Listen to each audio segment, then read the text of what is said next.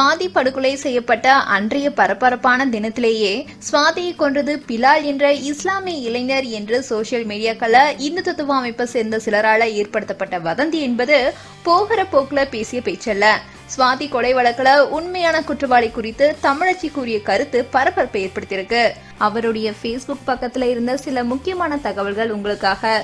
சுவாதி இஸ்லாமியரான பிலால் என்பவரை காதலிப்பதோ மதம் மாறும் முயற்சியில இருப்பது அறிந்த சந்தான கோபாலகிருஷ்ணன் ஆச்சாரமான பிராமின் குடும்பமான தம்முடைய அக்ரஹாரத்துக்குள்ள ஒரு இஸ்லாமியான மருமகனாக்க அனுமதிக்க முடியாது என்று கண்டித்திருக்காரு. ஆனா சுவாதி பிலால திருமணம் செய்து கொள்வதில் உறுதியாக இருந்ததோடு குடும்பத்தினருக்கு தெரியாம ரிஜிஸ்டர் திருமணத்தையும் செய்துவிட்டாங்க. இதற்கு பிறகே வலுக்கட்டாயமாக பெங்களூர்ல இருந்து தமிழ்நாட்டுக்கு சுவாதி வரவழைக்கப்பட்டாங்க. அடுத்த கட்டமாக சந்தான கோபாலகிருஷ்ணன் இந்துத்துவ அமைப்பினரோடு தீவிரமாக கொலைக்கான திட்டத்தை நடத்தினாரு. பிலால கொல்லுவதை விட சுவாதியை கொல்லணும் என்பதுல அவங்க தீவிரமாக இருந்தாங்க.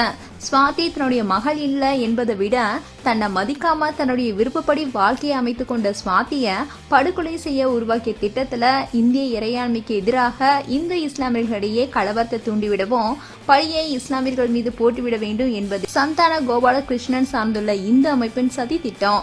அதன்படியே சுவாதி கொல்லப்பட்ட அன்று பிலால் தான் கொண்டான் என்ற வதந்தி திட்டமிட்டு பரப்பப்படுகிறது.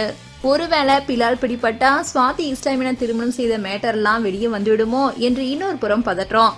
அப்போதைக்கு யாரையாவது குற்றவாளியாக்கி விடுவோம் என்ற சில அரசியல் புலிகளின் திட்டத்துல மாட்டிவர்தான் ராம்குமார். மேலும் சுவாதியை கொலை செய்தவருடைய பெயர் முத்துக்குமார்.